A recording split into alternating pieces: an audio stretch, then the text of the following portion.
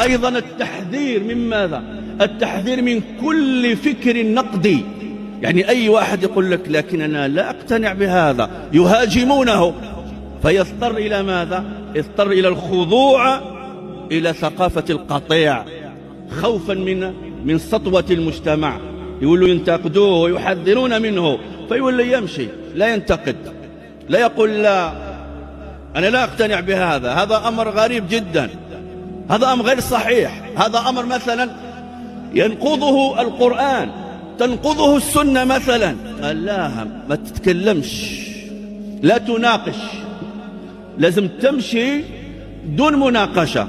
وهذه طريقة نصرانية، طريقة النصرانية يقول لك آمن آمن ثم اعقل، آمن ثم اعقل.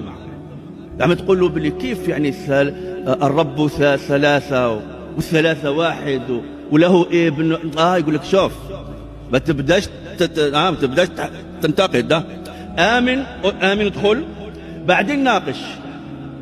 القرآن الكريم يقول هذا؟ لا، الله عز وجل يقول فاعلم أنه لا إله إلا الله، فاعلم أنه لا إله إلا الله. روح تعلم حتى تستطيع أن تعبد الله وحده. هذه طريقة القرآن الكريم، تعليم التفاهة أيها الإخوة. بماذا؟ بنشر الصخب والضوضاء والضجيج. وهذا الأمر فعله من؟ فعله الكفار زمن النبي عليه الصلاة والسلام. وقال الذين كفروا لا تسمعوا لهذا القرآن والغوا فيه لعلكم تغلبون. الغوا، ديروا اللغو، ديروا الصراخ، دو تعايطوا، يعني تكلموا في أمور أخرى، فلا ينتبه الناس إلى القرآن الكريم، إلى هدايات القرآن. واليوم أيها الإخوة يفعل هذا، اليوم يفعل هذا.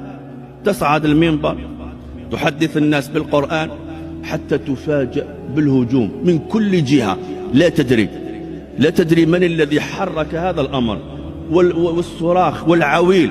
ومن أجل ماذا؟ لا تعلم. من أجل ماذا؟ لا تعلم إطلاقا. والكلام من هنا وقد أفتى وقال، وتختلط على